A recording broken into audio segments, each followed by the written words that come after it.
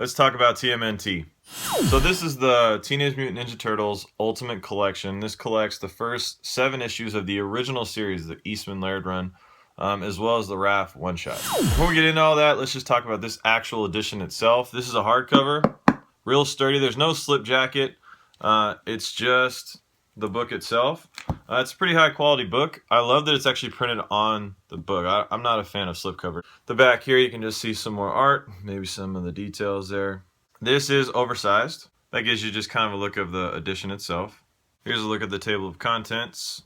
I'll just tell you right now, here's why you buy this edition. After every single issue, there's a overview or recap from one from Easton, one from Laird, where they talk independently about what they were thinking in this issue, what was going on, why they designed it, and it's all throughout the book. So that's really cool because you get to really see what were they thinking. There's even one in here where they talk about they had a panel where they put Shredder in there like spying on the turtles, and they go, we never went back to that. It's just random, and it's just all these cool information, all these cool facts that kind of help you through their thinking process in creating the original turtles.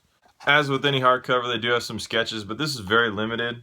This is just in the back of the book. There might be 4 total. Pretty much it. I mean, it's an oversized hardcover. It has the overview at the end of each individual issue, and it's got some special features sprinkled in there here and there, but that's really it overall. So what's it about? So this is the first 7 issues of the Ninja Turtles, and it's basically all of their origin stories. So a lot of the villains that still exist in this universe, this world today, are found here for the first time. Casey Jones, April, Splinter, the Turtles, Shredder, Krang, all those big name villains or characters that you're used to are first introduced here. The Turtles are formed, and then they end up at midway through the book, they end up going into space, and Eastman Laird explained how they were big Star Wars fans, and that's what I did. They come back, and then we see their origin at the end. Basically, them just finding their way. So what are the pros of this book? For me, oversized is always a real positive thing. It's in a really nice collection.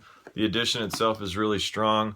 It's really cool to see the origin story of the Turtles, and it's been changed and messed with so many times over the years that it's really nice to see what was it intended to be in the beginning. The commentary from Eastman and Laird are great after each issue. Just their feedback, which is really, really cool for any Turtle fan or just anyone who's interested in the creation process. Another pro is just it's good storytelling. The art, and Eastman said this himself, is okay. I think if you were to match it up with other art, I don't know that it's the best, but I think it's the Turtles, man, and it's like you're signing up for that. You're signing up for the Eastman and Laird team when you think of the Turtles, and so it definitely gives you that feel of like, okay, what was this intended to look like? What sparked this huge, really cultural change in some aspects? So the pro of it is you should get to see it as its origin. What was it originally intended to look like? Another pro, and I've mentioned it, is just that you get to kind of meet all these characters for the first time, and before they really get fleshed out or developed, you get to see them at their core, and how they've changed over time is kind of interesting, but they still have stayed a lot the same. So a big pro for me is going back to the beginning and just getting to see it now from a current perspective, looking back, how much they've remained intact and how much they've kept the core of these characters the same. So what are my cons? Honestly, I really don't have any. Now, I'm biased because I'm a Turtle fan. I would say this edition, the Volume 1, there isn't really a con. I'm not really drawn to that Star Wars type storytelling. So those couple issues for me weren't great, but it's not a con to me. It's just more like a pro minus. All in all, the book's solid. It's good. It's put together well. I would give this an A, solely because if you're interested in the story, it's black and white, but if you're interested in the story of the Turtles and how they came to be, this is a good book to check out. Volumes 2, 3, 4, 5, 6, I mean, that's up to you.